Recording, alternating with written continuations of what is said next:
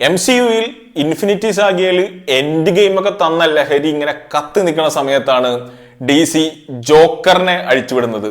World wide 1 billion collection വാരി അത്രയും വൈഡായിട്ടുള്ള ഒരു ആക്സെപ്റ്റൻസ് കിട്ടിയ ഒരു കിഡിലൻ മാസ്റ്റർ പീസ് ആയിരുന്നു 2019 ഇറങ്ങിയ ജോക്കർ.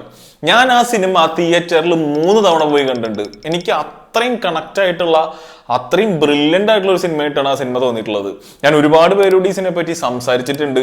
എപ്പോഴും ഇതിനെപ്പറ്റി ഒരു ഡിസ്കഷൻ വന്നു കഴിഞ്ഞാൽ അതിൽ എൻഗേജ്ഡ് ആവാൻ എനിക്ക് ഭയങ്കര താല്പര്യമാണ്. എനിക്ക് അത്രയും പേഴ്സണലി കണക്ട് ആയിട്ടുള്ള ഒരു സിനിമയാണ് 2019 ജോക്കർ.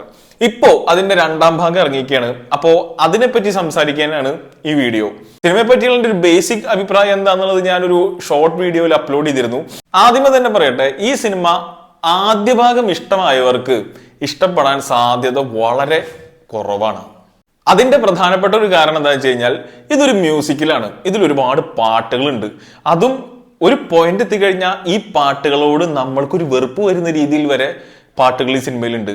സിനിമയിലെ ഒരു സീനിൽ ഈ ആർതർ ഫ്ലക്ക്, വാക്കിൻ ഫീനിക്സിന്റെ കഥാപാത്രം ലേഡി ഗാഗയുടെ കഥാപാത്രത്തോട് പറയുന്നുണ്ട്, please stop singing, I cannot Singh anymore എന്നുള്ളത്. ആക്ച്വലി അത് നമ്മുടെ മനസ്സിലുള്ള അഭിപ്രായം അങ്ങേര് തുറന്നു പറയണത് പോലെ നമുക്ക് തോന്നും.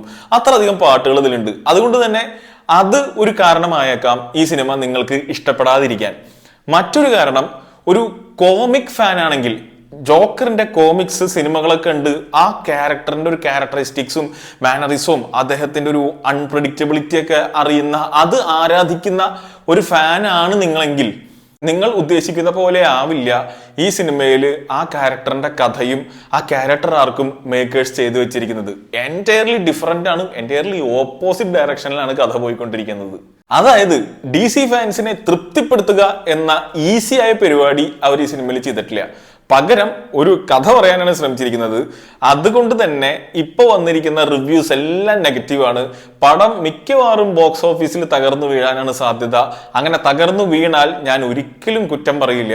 കാരണം ഈ സിനിമ തന്ന ഒരു ഇമോഷണൽ ഹൈ ഉണ്ട് ആ ക്ലൈമാക്സിൽ. ആ ഹൈ കംപ്ലീറ്റ്ലി ഇല്ലാതാക്കുന്ന ഒരു കഥയാണ് ജോക്കർ 2-ൻ്റെത്. ഞാൻ ഈ പടം കണ്ട സ്ക്രീനിൽ ഷോ കഴിഞ്ഞിറങ്ങുമ്പോൾ എല്ലാവരുടെയും റിയാക്ഷൻസ് ഒക്കെ ശ്രദ്ധിച്ചപ്പോൾ ഒരു 90% ആൾക്കാർക്കും ഈ സിനിമ ഇഷ്ടപ്പെട്ടിട്ടില്ല. പക്ഷേ എനിക്ക് എന്തുകൊണ്ടൊക്കെയോ ഈ സിനിമ അവസാനം ഇഷ്ടമായി. 1ാം ഭാഗത്തിന്റെ അത്ര ഉണ്ടെന്ന് ഞാൻ പറയില്ല, പക്ഷെ എനിക്ക് ഇഷ്ടമായി.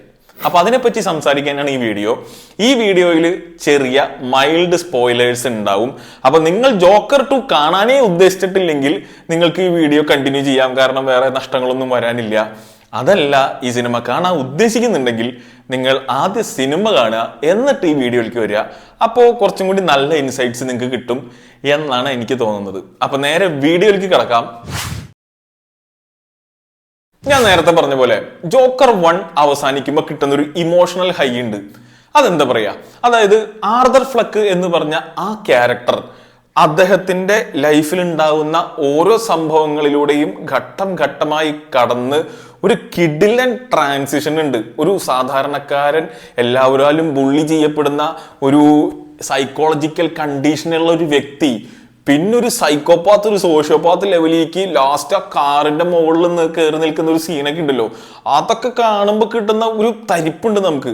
സത്യം പറഞ്ഞു കഴിഞ്ഞാൽ ഒരു സൈക്കോപാത്തിനോട് നമ്മൾക്ക് ഒരു ഇഷ്ടവും അയാൾ പറയുന്ന കാര്യങ്ങളോട് നമ്മൾക്കൊരു എഗ്രിമെന്റ് ഒക്കെ തോന്നുന്ന ഒരു ഡേഞ്ചറസ് ആയ ഒരു മാനസികാവസ്ഥയിലേക്ക് നമ്മളെ കൊണ്ട് എത്തിക്കുന്ന ഒരു സിനിമ കൂടിയാണ് ജോക്കർ. അയാൾ പറയുന്ന സോഷ്യൽ ഇൻജസ്റ്റിസിനെ എടുത്തു പറയുമ്പോൾ പോലും അങ്ങനെ ചെയ്യുന്നത് ശരിയല്ല എന്ന് നമ്മൾക്ക് അറിഞ്ഞിട്ട് പോലും നമ്മൾ അയാൾക്ക് വേണ്ടി റൂട്ട് ചെയ്യുന്ന രീതിയിലാണ് അതിന്റെ സ്ക്രീൻ പ്ലേ. അത്രയും ബ്രില്യൻ്റ് ആയിട്ടുള്ള ഒരു സ്ക്രീൻ പ്ലേ ആണ് ജോക്കർ 1-ൻ്റെത്.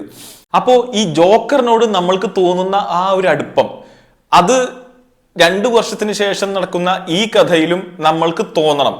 ഈ സിനിമയിൽ അങ്ങനെ മൂപ്പരുടെ അടുപ്പമുള്ള കുറച്ച് ആൾക്കാർ ഗോഥം നഗരത്തിലെ ആൾക്കാരാണ്. ആക്ച്വലി നമ്മൾക്ക് എന്താണോ ഈ ജോക്കറിനോട് തോന്നുന്നത് അതുപോലെ തന്നെയാണ് ജോക്കറിനെ ഗോഥം നഗരത്തിലെ ബഹുഭൂരിപക്ഷം വരുന്ന ആൾക്കാരും ട്രീറ്റ് ചെയ്യുന്നത്. അവർക്ക് ഇയാൾ ഒരു സ്റ്റാറാണ്. അവര് വിചാരിക്കുന്ന പോലെ ഇയാളൊരു എന്തെങ്കിലുമൊക്കെ അവർക്ക് വേണ്ടി അവരെ റെപ്രസെന്റ് ചെയ്ത് ചെയ്യും എന്ന് വിചാരിക്കുന്ന ആൾക്കാരാണ് ഗോഥം നഗരത്തിൽ താമസിക്കുന്നത്. ബേസിക്കലി ഈ സിനിമ കാണുമ്പോൾ ഗോഥം നഗരത്തിലുള്ള ആൾക്കാരും നമ്മളും സെയിം ആണെന്ന് തോന്നും. നമ്മളാണ്, അല്ലെങ്കിൽ നമ്മളെ റെപ്രസെന്റ് ചെയ്യുന്നവരാണ് സിനിമയിൽ ഗോഥം നഗരത്തിലെ ആൾക്കാർ. മുറേ ഫ്രാങ്ക്ലിൻ ഷോയിൽ മുറേ ഫ്രാങ്ക്ലിനെ ലൈവായി ടെലിവിഷനിൽ വെടിവെച്ച് കൊന്നതിന് ശേഷം ജോക്കർ അറസ്റ്റിലായിട്ട് 2 വർഷത്തിന് ശേഷമാണ് ഈ സിനിമയുടെ കഥ നടക്കുന്നത്.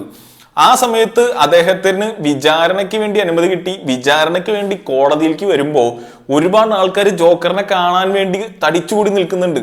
അവർക്കെല്ലാം ജോക്കറിൽ നിന്ന് ഭയങ്കരമായ കുറെ എക്സ്പെക്ടേഷൻസ് ഉണ്ട്. ജോക്കർ ഇന്ന രീതിയിൽ തന്നെ പെരുമാറുക, ഇന്ന രീതിയിലാണ് ഡയലോഗ് പറയുക, ഇതായിരിക്കും മൂപ്പറുടെ ആറ്റിറ്റ്യൂഡ് എന്നുള്ള രീതിയിലെല്ലാം. സിനിമ കാണാൻ പോകുന്ന ഒരു പ്രേക്ഷകനും അതേ ആറ്റിറ്റ്യൂഡ് തന്നെയാണ്. കഴിഞ്ഞ സിനിമയിൽ മൂപ്പരൊരു ലെവലിലെത്തി നിൽക്കുന്നുണ്ട്, ഇനി അങ്ങേര് പൊളിക്കും, ആ ഒരു മൈൻഡിലൂടെയാണ് നമ്മളും ചെന്നിരിക്കുക. പക്ഷേ ഈ സിനിമ എടുക്കുന്ന ചില ടേൺസ് നമ്മളെല്ലാവരും ഒരുപക്ഷെ നിരാശപ്പെടുത്തിയിരിക്കും. നമ്മളെ മാത്രല്ല, ജോക്കർ അല്ലെങ്കിൽ ആർതർ ഫ്ലെക്ക് എന്ന് പറഞ്ഞ കഥാപാത്രത്തിന്റെ ക്യാരക്ടർ ആർക്ക് ഗോഥം നഗരത്തിലെ ആൾക്കാരെയും നിരാശപ്പെടുത്തുന്നുണ്ടെന്നുള്ളതാണ് ഇതിലെ സത്യാവസ്ഥ. ഇത് അറിഞ്ഞുകൊണ്ട് തന്നെ ഡയറക്ടർ ചെയ്ത ഒരു പരിപാടിയായിട്ടാണ് പേഴ്സണലി എനിക്ക് തോന്നിയത്. മേ ബി അത് എന്റെ മാത്രം ടേക്ക് ആയിരിക്കും. എന്നാലും ഗോഥം നഗരത്തിലെ ആൾക്കാരും നമ്മളും ഒരേ ആൾക്കാരാണെന്ന് തോന്നുന്ന ഒരു ഫീൽ എനിക്ക് ഈ സിനിമയിൽ ഉണ്ടായിരുന്നു. ഹാർലി ക്വിൻ അതുപോലെ തന്നെ ഫേമസ് ആയിട്ടുള്ള സെലിബ്രേറ്റ് ചെയ്യപ്പെട്ടുള്ള ഒരു ക്യാരക്ടറാണ് DC കോമിക്സിലെ. ലേഡി ഗാഗ ഹാർലി ക്വിൻ ആയിട്ട് വരുന്നുണ്ട്. ലേഡി ഗാഗയുടെ കഥാപാത്രത്തിന് ഈ ജോക്കർ എന്ന് പറഞ്ഞ കഥാപാത്രത്തോടാണ് ശരിക്കും പറഞ്ഞാൽ ഇഷ്ടം. ആർതർ ഫ്ലെക്കിൽ അവര് കാണുന്നത് നമ്മൾ ജോക്കർ 1 അവസാനം കണ്ട ആ ജോക്കറിനെയാണ്. എന്നാൽ ജോക്കർ എന്ന് പറഞ്ഞ ആർതർ ഫ്ലെക്ക് ഈ ഹാർലിൻ ക്വിൻസൽ എന്ന് പറഞ്ഞ ലേഡിയിൽ നിന്നും വേറെ പലതുമാണ് പ്രതീക്ഷിക്കുന്നത്. ഇവർ രണ്ടുപേരും പരസ്പരം പ്രതീക്ഷിക്കുന്ന കാര്യങ്ങൾ ഡിഫറൻ്റ് ആണെന്ന് മനസ്സിലാകുന്ന സമയത്ത് സിനിമ ചെന്നെത്തുന്ന ഒരു പ്ലേസ് ഉണ്ട്. അവിടെ നിന്ന് ജോക്കർ 3ലേക്കുള്ള പ്രയാണത്തിൽ ഹർലീൻ ക്വിൻസലിന് എന്തെങ്കിലും റോൾ ഉണ്ടോ എന്നുള്ളതൊക്കെ ഒരു സസ്പെൻസ് ആണ്. ഒരു പക്ഷേ അതിന് റോളൊന്നും ഇല്ലായിരിക്കാം. എന്നാലും നമ്മളുടെ ചിന്തയ്ക്ക് വിട്ട് ഒരു ആസ്പെക്ട് ഡയറക്ടർ അവിടെ ഒഴിവാക്കി വിടുന്നുണ്ട്. സിനിമ തുടങ്ങുന്നത് ഒരു അനിമേറ്റഡ് രംഗത്തോടു കൂടിയാണ്. അതിൽ ജോക്കറിനെയും ജോക്കറുടെ ഷാഡോയെയും കാണിക്കുന്നുണ്ട്. അതായത് ഒരു പോയിന്റിൽ ജോക്കർക്ക്, അതായത് ആർതർ ഫ്ലെക്കിന് സ്പ്ലിറ്റ് പേഴ്സണാലിറ്റി ഉണ്ട് എന്നൊരു ആസ്പെക്ട് ഒക്കെ സിനിമയിൽ സംസാരിക്കുന്നുണ്ട്. ഇതിൽ ഏത് പേഴ്സണാലിറ്റിയാണ് ജനങ്ങൾ ആരാധിക്കുന്നത്, ഏത് പേഴ്സണാലിറ്റിയാണ് ശരിക്കുള്ളത്, അല്ലെങ്കിൽ ലേഡി ഗാഗയ്ക്ക് ഏത് പേഴ്സണാലിറ്റിയോടാണ് ഇഷ്ടം എന്നുള്ള കാര്യങ്ങളൊക്കെ ഈ സിനിമയിൽ സംസാരിച്ചു വരുന്നുണ്ട്. ശരിക്കും ഇയാൾക്ക് സ്പ്ലിറ്റ് പേഴ്സണാലിറ്റി ഉണ്ടോ എന്നുള്ളൊരു ചോദ്യവും സിനിമയിൽ വരുന്നുണ്ട്. അങ്ങനെ വളരെ ഭംഗിയിൽ എഴുതി വെച്ചിരിക്കുന്ന ഒരു സിനിമയാണ്. പക്ഷേ നമ്മുടെ എക്സ്പെക്ടേഷൻ ഇതൊന്നുമല്ലാത്തത് കൊണ്ട് ഈ വക കാര്യങ്ങളിൽ ശ്രദ്ധിക്കാൻ ഒരുപക്ഷെ ആൾക്കാർക്ക് സമയം കിട്ടിക്കാണില്ല എന്നാണ് എനിക്ക് തോന്നണത്. നമ്മൾ ഒന്നാം ജോക്കർ കാണുമ്പോൾ ഒരു ഫേമില് ക്ലൗൺ ആയിട്ട് അഭിനയിക്കുന്ന, അങ്ങനെ ഉപജീവനമാർഗം കണ്ടെത്തുന്ന ആർതർ ഫ്ലെക്ക് എന്ന് പറഞ്ഞൊരു ക്യാരക്ടർ, അദ്ദേഹത്തിന്റെ ലൈഫിൽ ഉണ്ടാവുന്ന വിഷയങ്ങൾ കാരണം അങ്ങേര് പതുക്കെ പതുക്കെ പതുക്കെ തന്റെ ഫ്രസ്ട്രേഷൻസ് കുമിഞ്ഞു കൂടി കൂടി കൂടി കൂടി അതെല്ലാം പുറത്തു വിട്ട് കഴിയുമ്പോൾ ആളുടെ പ്രശ്നങ്ങളിൽ നിന്നൊക്കെ ഫ്രീ ആയി അയാളുടെ ഉള്ളിലെ ശരിക്കുമുള്ള അസ്തിത്വം തിരിച്ചറിയുന്ന രീതിയിലുള്ള ഒരു ക്യാരക്ടർ ആർക്കാണ് ഒന്നാം ഭാഗത്തിൽ നമ്മൾ കാണുക. എന്നാൽ സെക്കൻഡ് പാർട്ടിൽ അങ്ങനെ ഒരു ഡെവലപ്മെന്റ് ഇല്ല. സെക്കൻഡ് പാർട്ടിൽ കാണുന്നത് ആർതർ ഫ്ലെക്ക് എന്ന് പറഞ്ഞ മനുഷ്യൻ തനിക്കുള്ള അപരനായിട്ടുള്ള ജോക്കർ എന്ന് പറഞ്ഞ വ്യക്തിത്വത്തിനോട് എങ്ങനെ താതാത്മ്യം പ്രാപിക്കുന്നു, എങ്ങനെ അതിൽ നിന്ന് വിട്ടുപോരുന്നു എന്നുള്ള അങ്ങേരുടെ ഒരു കോൺസ്റ്റന്റ് സ്ട്രഗിളിനെ പറ്റിയാണ് സെക്കൻഡ് പാർട്ട് സംസാരിക്കുന്നത്. നമ്മൾ പ്രതീക്ഷിക്കുന്നത് ഇതൊന്നുമല്ലാത്ത സ്ഥിതിക്ക് നമ്മൾക്ക് ഭയങ്കര ഫ്രസ്ട്രേഷനാണ്. എപ്പോൾ ജോക്കർ വരും, എപ്പോൾ ജോക്കർ പുറത്ത് വരും, എന്തുകൊണ്ടാണ് ജോക്കറിന്റെ അഴിഞ്ഞാട്ടം എന്താണ് നമുക്ക് കാണാൻ പറ്റാത്തത് എന്നുള്ള രീതിയിലാണ് നമ്മൾ എപ്പോഴും ഈ സിനിമ കണ്ടുകൊണ്ടിരിക്കുക. പക്ഷെ പുറത്തു വരുന്നതൊന്നും അല്ലെങ്കിൽ അവർ കാണിക്കുന്നതൊന്നും അതൊന്നുമല്ല. അതാണ് ഞാൻ നേരത്തെ പറഞ്ഞത്, നമ്മുടെ പ്രതീക്ഷകൾക്ക് വിപരീതമായിട്ടുള്ള ഒരു ടേണാണ് സിനിമ എടുത്തിരിക്കുന്നത്. ഈ സിനിമയുടെ ഏറ്റവും കോൺട്രവേഴ്ഷ്യൽ ആയിട്ടുള്ള ഒരു ഭാഗം ഇതിന്റെ ക്ലൈമാക്സ് ആയിരിക്കും. അതിനെപ്പറ്റി എന്തായാലും 2 അല്ല 3 അല്ല 10 അഭിപ്രായം ഉണ്ടാവാൻ സാധ്യതയുണ്ടെന്നാണ് എനിക്ക് തോന്നുന്നത്. കാരണം എങ്ങനെ ഇനി ഒരു ജോക്കർ 3 വരും എന്നുള്ള ഡിസ്കഷൻ ഞാൻ കണ്ടു. ജോക്കർ 3 അനൗൺസ് ചെയ്തിട്ടുണ്ടോ എന്ന് എനിക്ക് അറിയില്ല. ആ ക്ലൈമാക്സ് വെച്ച് എങ്ങനെ ജോക്കർ 3 ചെയ്യാൻ പറ്റും എന്നൊരു ഡിസ്കഷനൊക്കെ ഞാൻ കണ്ടിരുന്നു. എനിക്ക് തോന്നിയൊരു കാര്യം പറയട്ടെ. ജോക്കർ 1ന്റെ ക്ലൈമാക്സിൽ ഒരു അല്ലിയിൽ ബ്രൂസ് വെയിൻ ഒറ്റയ്ക്ക് നിൽക്കുന്ന ഒരു ഷോട്ട് കാണിക്കുന്നുണ്ട്. അവിടെ നിന്നാണ് ബാറ്റ്മാൻ എന്ന് പറയുന്ന സൂപ്പർ ഹീറോയുടെ ആരംഭം. അത് ജോക്കർ 1ൽ അവർ ഇൻകോർപ്പറേറ്റ് ചെയ്തിരിക്കുന്ന രീതിയൊക്കെ അടിപൊളി. അപ്പോ എൻ്റെ അടുത്ത് നമ്മൾ ആ സമയത്ത് സിനിമയെ പറ്റി സംസാരിക്കുമ്പോൾ 1-2 പേര് ഇങ്ങനെയൊക്കെ സംസാരിച്ചിരുന്നു. അതായത് ഈ ജോക്കർ എങ്ങനെ ബാറ്റ്മാന്റെ വില്ലനാവുമെന്ന്. ഈ ജോക്കർ ഒരിക്കലും ബാറ്റ്മാന്റെ വില്ലനാവാൻ വേണ്ടി ഉണ്ടാക്കിയ ജോക്കർ അല്ല. ഇത് ജോക്കർ എന്ന് പറഞ്ഞ ക്യാരക്ടറിന്റെ ഒരു ഒറിജിൻ സ്റ്റോറിയാണ്. അല്ലാതെ അവിടെ കാണുന്ന ആ പ്രായം കുറഞ്ഞ പയ്യൻ വളർന്നു വലുതായി ബാറ്റ്മാൻ ആവുമ്പോൾ ഇയാൾ തന്നെ ആവണം എന്നില്ല ജോക്കർ. ഒരു പക്ഷേ മൂപ്പര് ചെയ്തു വെച്ച മൂപ്പരുടെ ആ പൊളിറ്റിക്സ് അല്ലെങ്കിൽ അങ്ങേര് പറയുന്ന സോഷ്യൽ ഇൻജസ്റ്റിസിനെ പറ്റിയുള്ള ആ ഒരു ആസ്പെക്ട് ഉൾക്കൊണ്ടുകൊണ്ട് വേറെ ഏതൊരാൾക്കും അതുപോലെ തന്നെ ജോക്കറായി മാറാനുള്ള ഒരു സാധ്യതയുണ്ട്. രണ്ടാം ഭാഗത്തിൽ ഇങ്ങനെ ഒരു ക്യാരക്ടർ ഗ്രോത്ത് നമ്മൾ പ്രതീക്ഷിക്കുമ്പോൾ അങ്ങനെ അല്ലാത്ത ഒരു ലെവലിലേക്ക് ഈ കഥാപാത്രം തിരിയുമ്പോൾ നമ്മൾ ഫ്രസ്ട്രേറ്റഡ് ആവും. അതുപോലെ തന്നെ സിനിമയിൽ ഈ ക്യാരക്ടറിനെ അതായത് ജോക്കറിനെ അതുപോലെ എക്സ്പെക്ട് ചെയ്യുന്ന മറ്റു പല ആൾക്കാരും ഫ്രസ്ട്രേറ്റഡ് ആവുന്നുണ്ട്. ആ ഒരു സംഗതി വെച്ചിട്ടാണ് ഈ സിനിമയുടെ ക്ലൈമാക്സ് രൂപകൽപ്പന ചെയ്തിരിക്കുന്നത്. അതായത് ജോക്കർ 3-ൽ വാക്കിൻ ഫീനിക്സ് തന്നെ ജോക്കർ ആവണമെന്ന് യാതൊരു നിർബന്ധമില്ല. മൂപ്പരുടെ ലെഗസി കണ്ടിന്യൂ ചെയ്യുന്ന മറ്റൊരാൾക്കും ഇതിൽ ജോക്കർ ആവാൻ ഉള്ള എല്ലാ പോസിബിലിറ്റി ഉണ്ട്. അങ്ങനെ ഒരു ആസ്പെക്റ്റ് ആയിരിക്കണം ഇനി വരാൻ പോകുന്ന ഒരു ജോക്കർ 3 ഉണ്ടെങ്കിൽ അതിൽ വരാൻ പോകുന്നത്. എനിക്ക് അങ്ങനെ ഒരു രീതിയിൽ സിനിമ മുമ്പോട്ടെടുത്തതിൽ ഞാൻ വലിയ തെറ്റൊന്നും പറയണില്ല. അത് ആക്ച്വലി എനിക്ക് കൺവിൻസിംഗ് ആയി തോന്നി.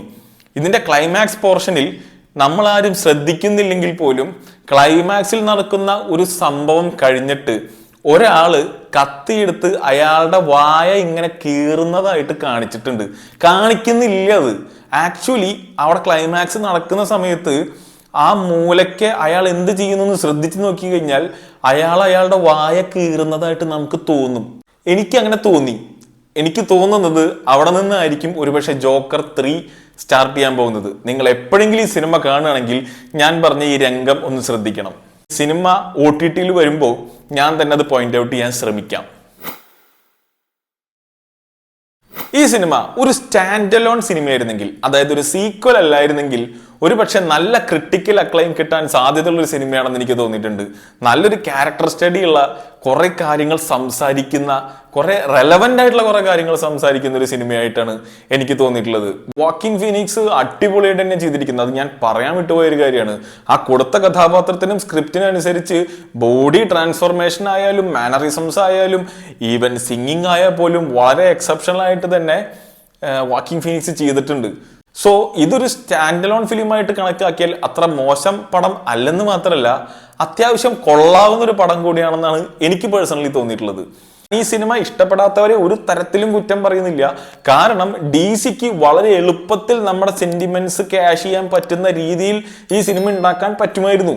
അവരതിന് ശ്രമിക്കാതെ മറ്റൊരു രീതി എടുത്തു എന്നുള്ളതാണ് ഇവിടെ ഉണ്ടായ സംഭവം. അത് തെറ്റാണോ ശരിയാണോ ഒന്നും പറയാൻ പറ്റില്ല. കാരണം ഒരു കഥ പറയുന്നയാൾക്ക്, ഒരു ഡയറക്ടർക്ക് അയാൾക്ക് ഇഷ്ടമുള്ള പോലെ കഥ പറയാനുള്ള സ്വാതന്ത്ര്യം ഉണ്ട്. നമ്മൾ പ്രതീക്ഷിക്കുന്ന രീതിയിൽ അത് ആവാത്തത് കൊണ്ടാണ് നമുക്ക് നിരാശ. അതല്ലാതെ കഥ പറയുന്നയാൾ എന്താണ് പറയാൻ ശ്രമിക്കുന്നത് എന്ന രീതിയിൽ ഈ സിനിമ കണ്ടു കഴിഞ്ഞു കഴിഞ്ഞാൽ ഒരുപക്ഷെ ഇതിനെ നമുക്ക് ചിലപ്പോൾ അപ്രിഷിയേറ്റ് ചെയ്യാൻ പറ്റും. അതുകൊണ്ട് ജോക്കർ 2 ഒരു മോശം സിനിമയാണെന്ന അഭിപ്രായം എനിക്കില്ല. പക്ഷേ നമ്മളാരും പ്രതീക്ഷിക്കുന്ന സിനിമയല്ല. അതുകൊണ്ട് തന്നെ ഇതിന് ഇനി എന്ത് സംഭവിക്കും എന്നുള്ള കാര്യം കണ്ടു തന്നെ അറിയണം. എന്തായാലും ഇത് OTT-ൽ വരുമ്പോൾ ഇതിലെ 1-2 കാര്യങ്ങൾ എടുത്ത് സംസാരിക്കാൻ ഞാൻ തൽപരനാണ്. ആ സമയത്ത് നമുക്ക് നോക്കാം. അപ്പോൾ അടുത്ത വീഡിയോ ആയിട്ട് വീണ്ടും വരാം. കാണാം.